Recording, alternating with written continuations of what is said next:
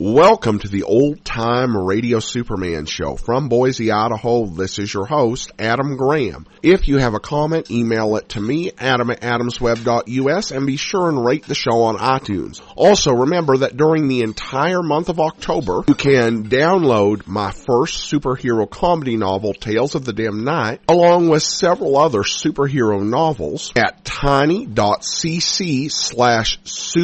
giveaway. That's tiny.cc/SUP giveaway. Well, now it's time for today's episode of Superman. The original air date on this is August the 16th of 1948, and this is The Mystery of the Letter, Part 1. Faster than a speeding bullet. More powerful than a locomotive. Able to leap tall buildings at a single bound. Look, up in the sky. It's a bird. It's a plane. It's Superman.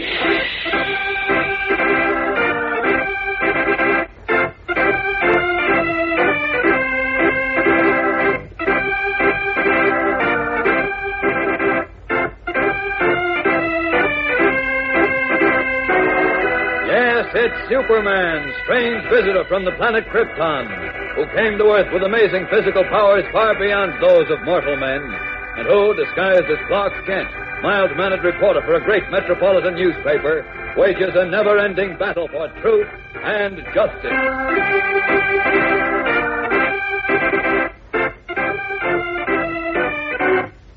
Today, Superman, in his guise of Clark Kent, makes use of his extraordinary vision at the Metropolis airport to discover something that spells bad news for girl reporter Lois Lane.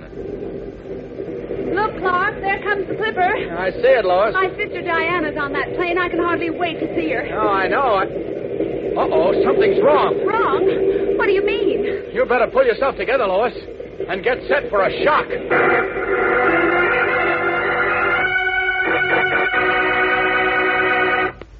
A fellow once told me, gang, about a crooked carnival he went to where a carnival peddler, or pitchman as they're called, was offering beautiful prizes to anyone who played his game. Now, this game consisted of 3 walnut shells and a single dried pea. For $1 a chance, he let my friend guess under which shell he hid the pea. And if my friend was right, pitchman would pay $5. Well, it looked easy. But my friend almost lost his shirt. Because although he didn't know it, the shell game is just about the oldest sucker bait in the world. You see, it's all done by sleight of hand. The pitchman never lets that dried pea out of his fingers. His shell game is strictly for suckers. Now, it should interest you to know that apart from carnivals, you'll find certain phony balonies in public life, sometimes trying a shell game of their own. We call such men demagogues, which is another word for political windbags. They offer hatred as their bait. Vote for me, they bellow. I got a good way to improve things. Throw out the foreigners, they scream. Down with this or that minority group, they shriek. Blame your troubles on the other fellow, they whine. And you know something? Sometimes people actually fall for this spiel. Yes, the German people did under Hitler. They swallowed a lot of fancy pitchman's abracadabra, and when they woke up, they found that Hitler and his gang had swiped their shirts. But here in the USA, it's different. Most of us hate to be played for suckers. We know that demagogues who preach bigotry do not have honest prizes to offer. We know their talk's as empty as the shells in a shell game. And if we don't know, we should. How about you? Can you be taken in by the demagogue pitchman's fast talk?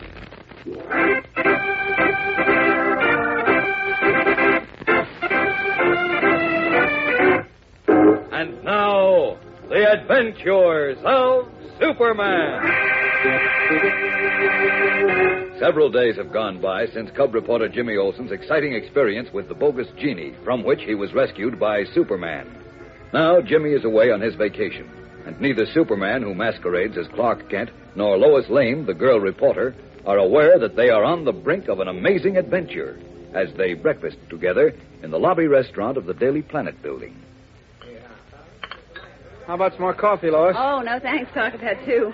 Well, what happened then? Oh, well, then I told the chief that if he thinks I'm going to Oh, wait a minute, Lois.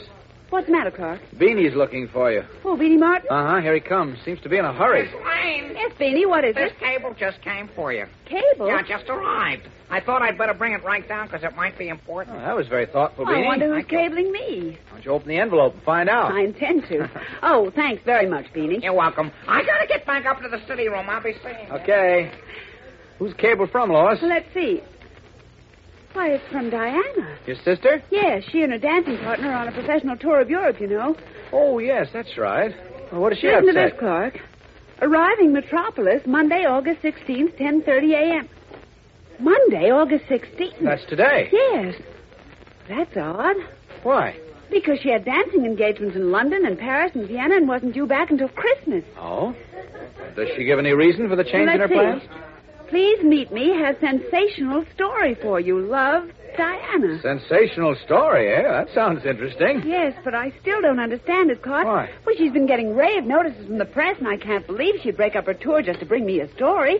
She could cable it or write it or anything. Yes, I suppose she could, There's but she'd something probably... awfully strange about this, Clark. Well, if there is, Diana will tell you all about it when you see her, so there's no use in your beating your brains out trying to guess. I suppose not. Just the Hey, same. wait, it's 5 after 10. You'll have to rush to be at the airport by 10:30. Oh, dear, how can I My ever... car's outside. I'll drive you. Come on, Lois.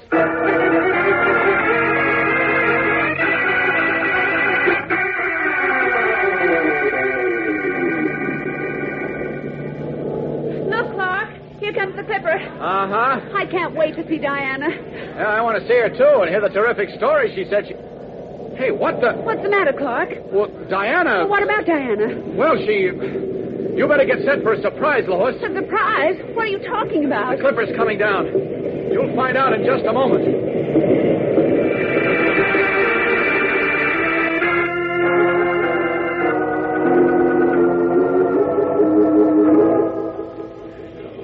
Everyone seems to be off the Clipper, but I don't see Diana. I wonder where She she... wasn't on the plane, Lois. What? That's right. But she cabled she was taking the Clipper. I know, but Here she comes was... the stewardess. I'll ask her. Okay, suit yourself. Oh, stewardess. Yes, miss? Are all the passengers off the plane? Why, yes, they are. Well, then where's my sister, Diana Lane? You see, she cabled me. She was taking... Diana Lane? Yes, that's right. She wasn't on this flight, miss. But I don't understand. Would you know if she canceled her reservation, stewardess? Well, yes, I think so. Let me check my report. Please. I don't like this, Clark. Oh, relax, Lois.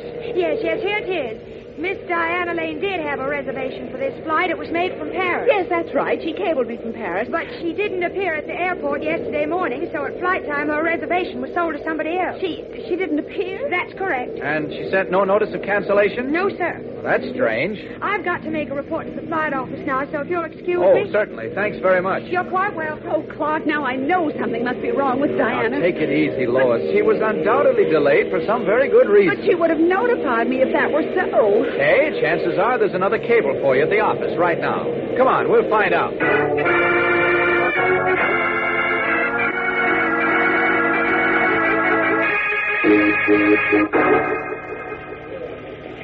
Hey, Miss Oh, Lane. Beanie. There's somebody... Beanie, do you know if another cable came for me? No, Miss Lane, I didn't see any, but somebody's trying to phone you from Paris, France. From Paris? Probably Diana. Oh, dear. You're supposed to call the transatlantic phone operator as soon as you come in. All right, Beanie, I'll do it right now. Wait, I'll go with you. No, Mr. White just called, Mr. Kent. He wants you to come down to City Hall right away. City Hall. Uh-huh. Something important happened, he said. Oh? Well, you go ahead and make your call, Lois.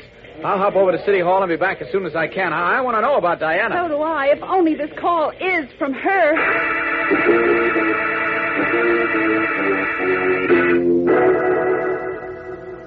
Yes, this is Lois Lane speaking. Will you put Paris on, please? Hello? Hello, Diana? Lois? Yes, how are you, darling? Well, what's happened? Why weren't you on the Clipper? Oh, the strangest things have been happening, Lois. I'm frightened. What do you mean? I'm afraid to talk about it. Afraid? On the phone, I mean. Oh, nonsense. Listen, Lois, could you possibly come over here right away? You mean to Paris? Yes. Yes, I think I'm in danger, and I Well, need what danger? If you'd only tell me what you're talking about, I could... can't tell you over the phone, Lois. Please join me here. But, Diana... If you took the Clipper today, you could be here tomorrow. I know, honey, but I have to get time off, and I can't... Do it, please do it. I'm terribly frightened, Lois, and I'm all alone. Please say you'll come. Well, oh, all right, Diana. Oh, that's wonderful. Wait a minute. What's your address in Paris? It's 13 Rue Saint-Germain. 13 Rue Saint-Germain. Yes, it's a small pension. Yes? Oh, Lois, don't fail me. I don't know what to do. Just sit tight, darling. I'll wangle the reservation on the Clipper somehow, and I'll be with you tomorrow. Now, don't do a thing until I get there.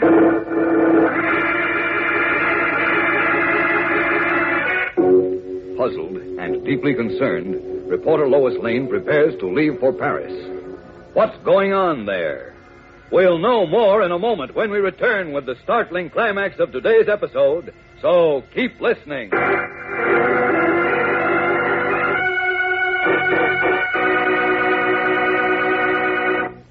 Let's pretend you're walking down the street, gang, and you have a dime in your pocket. Now, you can't decide whether to spend it on an ice cream cone or a candy bar. But it's a cinch that whatever you buy, you'll want your money's worth. Okay, keep on pretending, gang.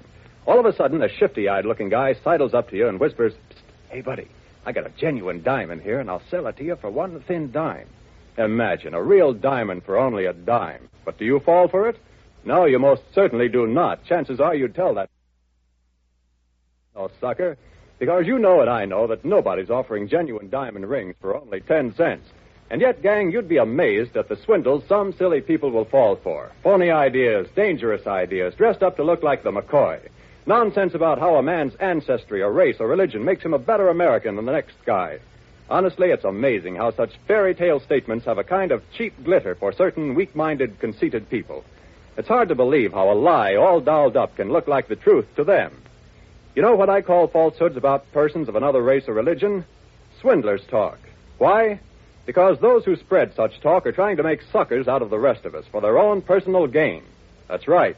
They're deliberately trying to hoodwink us into buying their worthless ideas because it serves their low purposes.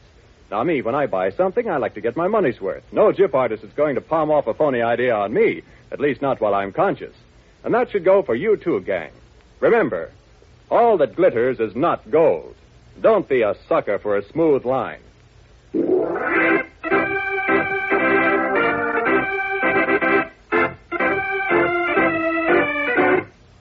And now, back to the adventures of Superman. Concerned about her sister Diana, Lois Lane flew by clipper to Lisbon, Portugal, and from there by another plane to Paris. As we join her now, she is at 13 Rue Saint-Germain, the address given her by Diana, where an elderly porter concierge of the rooming house leads her up two dimly lit flights of stairs. Forgive me, mademoiselle. These stairs are for an old man difficult. Yes, of course. Tell me, where is my sister's room? It is the front suite. Come, I will escort you. Thank you. You're sure she's at home? Ah, oui. The outer door is locked after 10 o'clock, and it is necessary to awaken me, as you know, if one wishes to leave or enter the house. This your sister has not done. I see. Ah, here is her suite. I will knock. She must be asleep. Knock again, please, will you? Oui.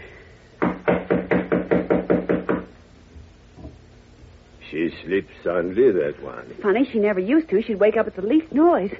Maybe if I rattled the doorknob a little... Why, the door's unlocked. Oui. And the mademoiselle neglected to turn off the light. Good heavens! What's happened here? What is this? All the furniture overturned, the lamps broken. Well, there must have been a fight or something. Quickly, where's the bedroom? Right here, mademoiselle. This door. The lights still burn here, too. Diana! Diana, where are you? She is not here, mademoiselle. There is no one here. Good heavens, where is she? What's happened to her?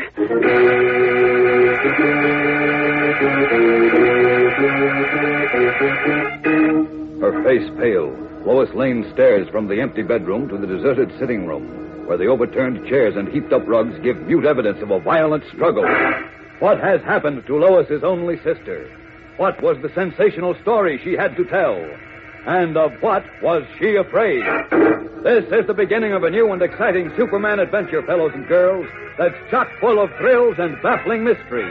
You won't want to miss a single episode, so be sure to tune in tomorrow, same time, same station, for Chapter 2 of The Mystery of the Letter on The Adventures of Superman.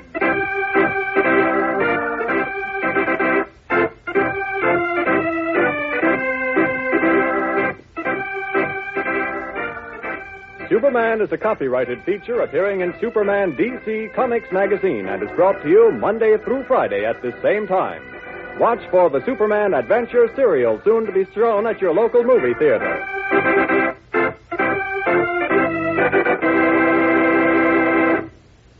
program came from New York. Stay tuned to your Mutual station for Adventure Parade, which follows in just a moment. And right after Adventure Parade, you'll hear Tom Mix and his straight shooters. This is the Mutual Broadcasting System.